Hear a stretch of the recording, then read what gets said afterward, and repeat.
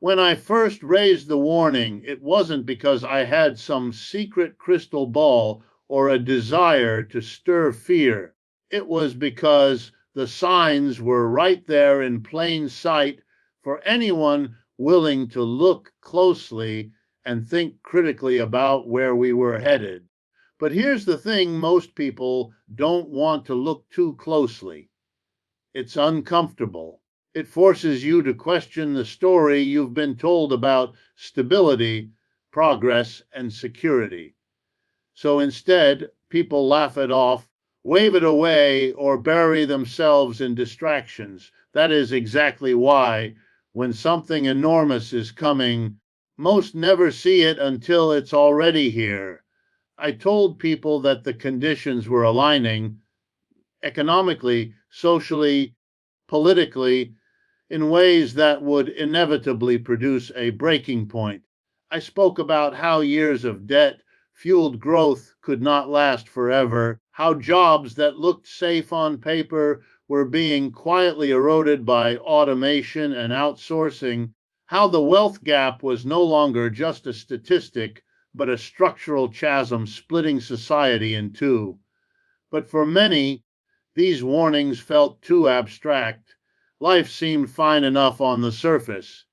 Paychecks still came in, shelves in stores still looked full, and the headlines always had something more sensational to grab your attention. People assumed tomorrow would be like yesterday because it had been that way for so long. When you warn people in that kind of climate, you're asking them to see through the noise. You're asking them to look beyond the daily routine and recognize the slow, moving forces shaping their lives. And here's the irony: the very systems causing the problem are also very good at keeping people from noticing it. Entertainment to keep you distracted, headlines to keep you reactive, debt to keep you too busy working to think about anything beyond the next bill. By the time the cracks become too big to ignore, it's too late to stop what's coming. Some thought I was exaggerating. Others told me, "You've been saying this for years and nothing happened." That's how deep the denial runs. People believe danger only exists when it's instant, when it explodes without warning.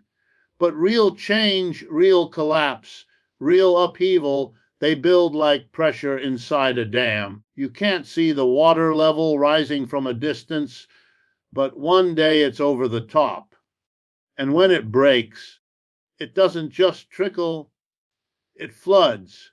I wasn't warning because I wanted to be right. I was warning because if enough people understood early, they could prepare, adapt, and maybe even prevent the worst outcomes. But warnings only matter if they're heard, believed, and acted upon.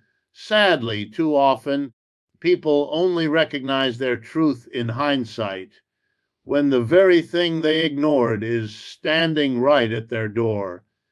It's no longer a theory, no longer a projection drawn on charts, no longer a warning spoken in town halls and forgotten by morning. It's here, in your bills, in your job security, in the way your weekly grocery run costs noticeably more each time. The thing I told you would arrive is no longer approaching. It's standing in front of you, shaping the choices you make every single day. And what's worse is how quickly it crept from something out there to something right here. We are living inside the very conditions I described, and for many, it feels like waking up in a world that somehow changed overnight. Even though the change was years in the making, you can see it in the economy's cracks, businesses closing quietly without fanfare, not because of one bad season, but because the model they relied on no longer works.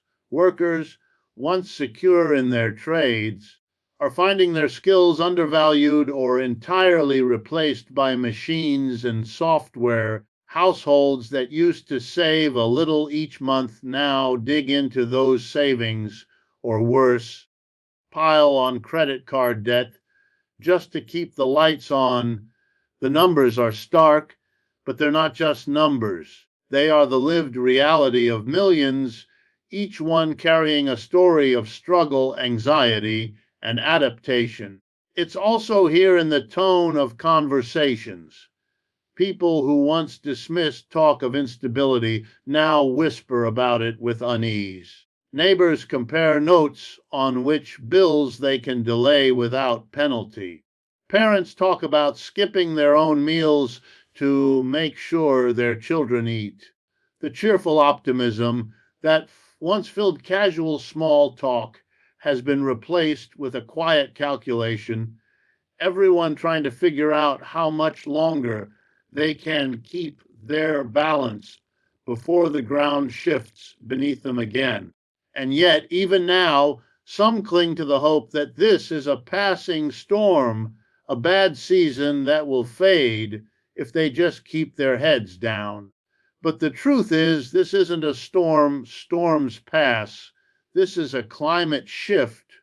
It's not just that prices are high, or that jobs are scarce in certain sectors. It's that the rules that govern stability for decades have been rewritten, and most of the public wasn't invited to read the new script. This moment was always going to feel like a sudden shock, because that's how systemic change hits those who aren't prepared. It's like watching a building collapse from the inside. You don't notice the load bearing walls weakening until they're gone, and by then the dust is already in your lungs. We are breathing that dust now. The reality I warned about is not an abstract forecast, it's the present tense, and acknowledging that is not about admitting defeat. It's about finally facing the truth we've been avoiding, because only then can we decide what to do next. If you want, I can move on to key point no. F3 with the same 500 word treatment so your speech builds a solid, connected flow. That's where we'll break down the root causes step by step. If we're going to talk about why this happened, why the warning turned into reality, we have to look deeper than the surface headlines. This didn't come from one bad decision or one corrupt politician or one unlucky event.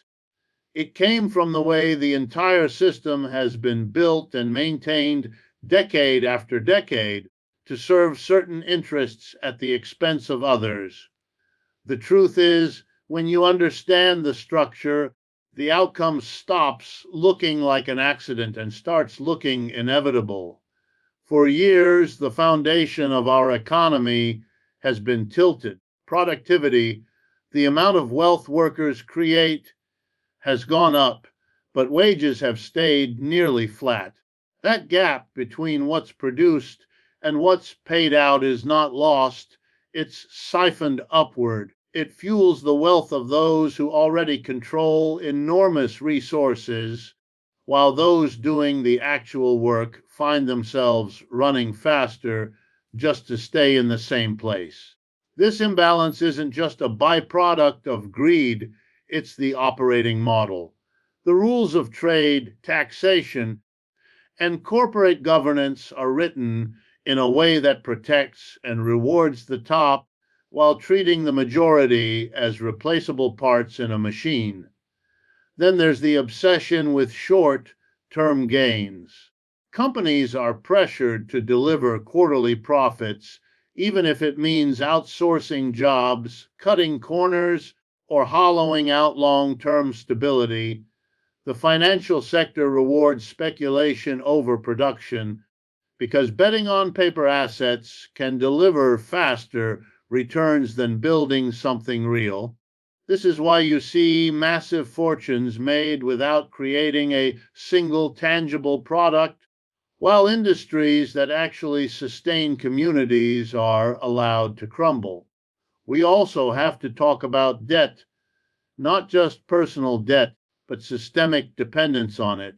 For decades, instead of raising wages to match the cost of living, the solution has been to make credit easier to get.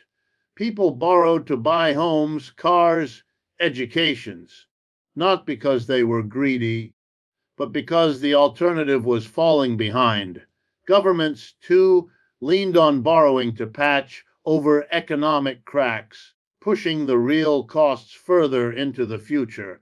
But debt always comes due, and when it does, it demands payment in the form of higher interest, stricter austerity, and reduced public services. On top of that, technological advancement, while capable of improving lives, has been deployed in a way that prioritizes cost, cutting over social stability. Automation replaces workers without a serious plan to retrain them. Entire industries shift overnight, not because the old model stopped working for society, but because it stopped working for shareholder expectations. And all of this is framed in a political environment where those most harmed have the least influence. Lobbyists shape policy more than voters do. Media outlets dependent on corporate sponsorship avoid asking hard questions about the very structures that fund them. Education systems produce workers ready for jobs that no longer exist, while discouraging critical examination of the system itself.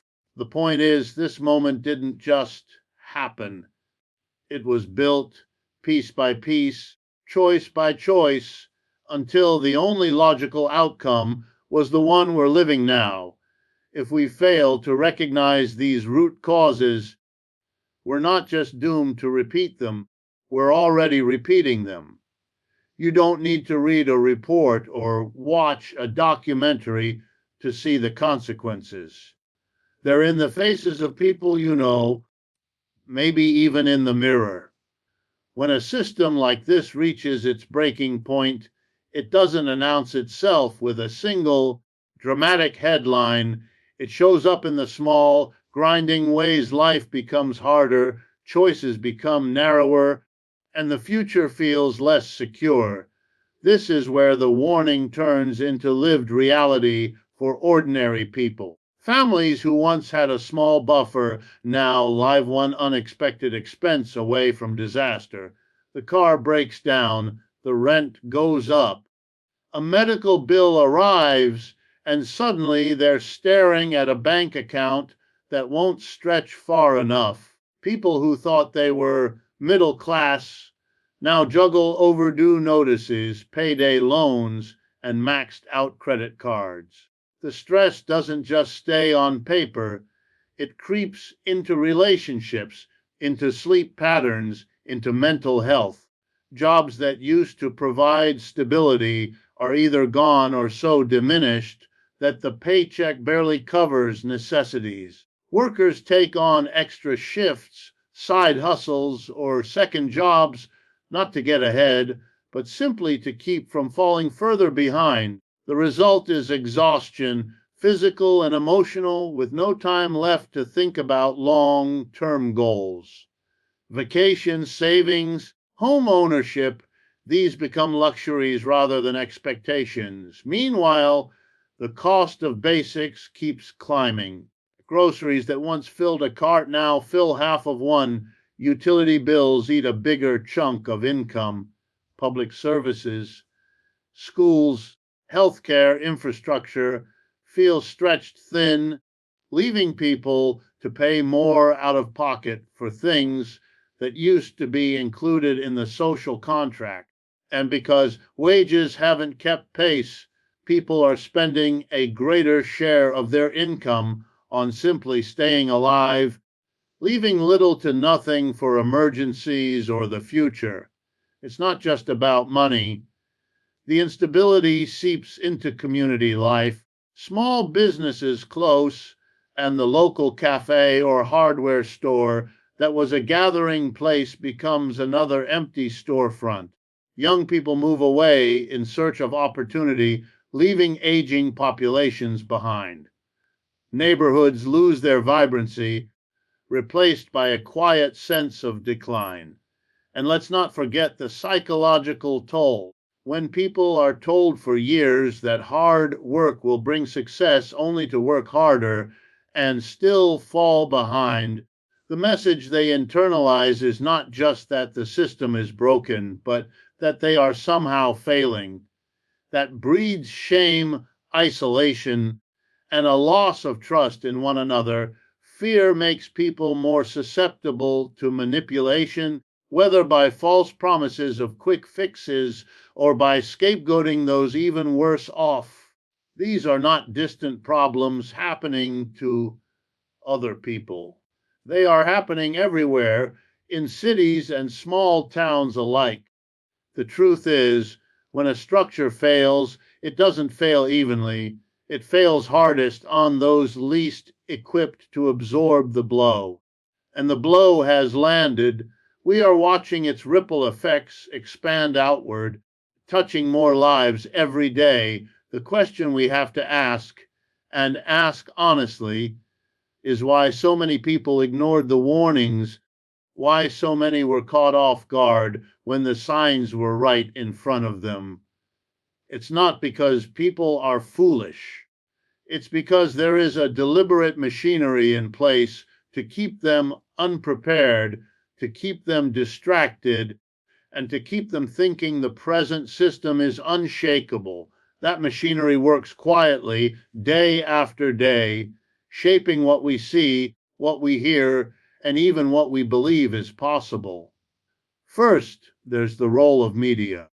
Much of what passes for news is entertainment dressed in headlines. Stories are chosen not for their relevance to your life, but for their ability to capture your attention for a few fleeting minutes. Critical issues are buried under celebrity gossip, sports scores, or sensational crime stories. When real structural problems are mentioned, they're treated as isolated events. A factory closing here, a price hike there, rather than connected pieces of a much larger pattern.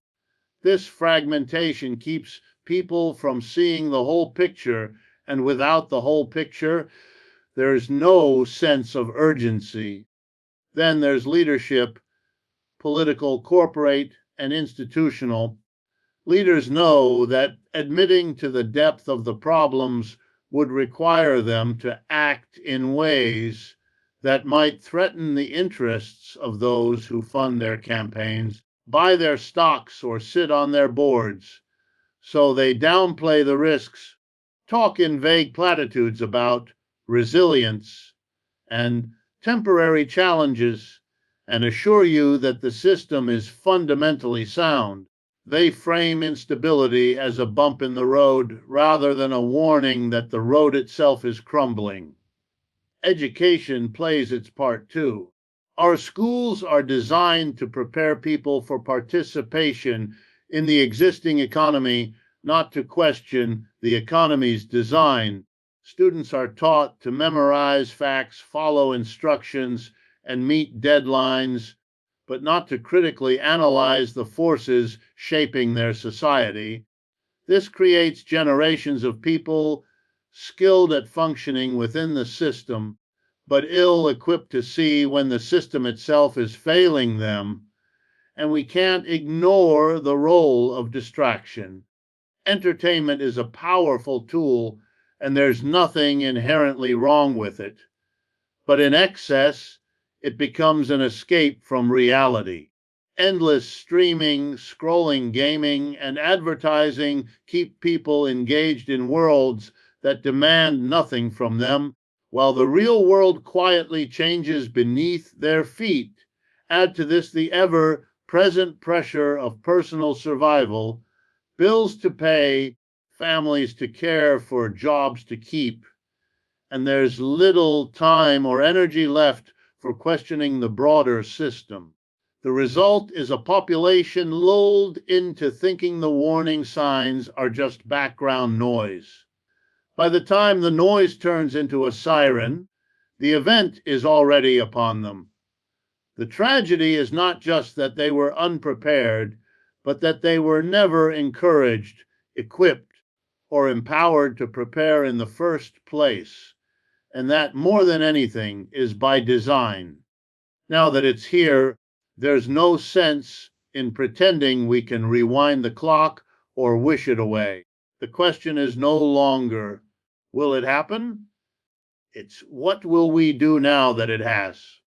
The first step is facing reality without flinching. That means admitting this isn't a short-term disruption or a temporary inconvenience. It's a structural shift, and surviving it will require deliberate action, not passive hope. We start by connecting the dots. Understand that your struggles are not isolated misfortunes, they are part of a pattern affecting millions. Rising rent, stagnant wages, higher grocery bills, shrinking benefits. These aren't personal failures. They are symptoms of a system that has been re-engineered to extract more from the many and deliver more to the few. Recognizing that fact changes how you respond because you stop seeing yourself as powerless and start seeing yourself as part of a larger community facing the same fight. Next, we build networks, real ones, not just online groups where frustration gets vented and forgotten. Talk to your neighbors, your coworkers, your family members, share information, pool resources, and look for ways to create local resilience. If supply chains falter, local cooperation will matter more than distant promises from people who have never set foot in your community. Food co-ops, shared childcare, skills exchanges, these aren't just survival strategies, they're building blocks for a more self-reliant future. We also need to hold leadership accountable, and that means more than voting once every few years. It means showing up, asking questions, and refusing to accept vague reassurances when the stakes are this high. It means following the money to see whose interests are being served, and then making enough noise that ignoring you becomes the more difficult option for those in power. At the same time, we have to adapt individually. That doesn't mean retreating into isolation. It means learning skills and habits that make you less dependent on systems you can't control. Budget smarter, waste less, repair what you can instead of replacing it, and learn to produce, whether it's food, clothing, or other necessities, rather than only consume. These small changes, multiplied across communities, create pockets of stability that are harder to break.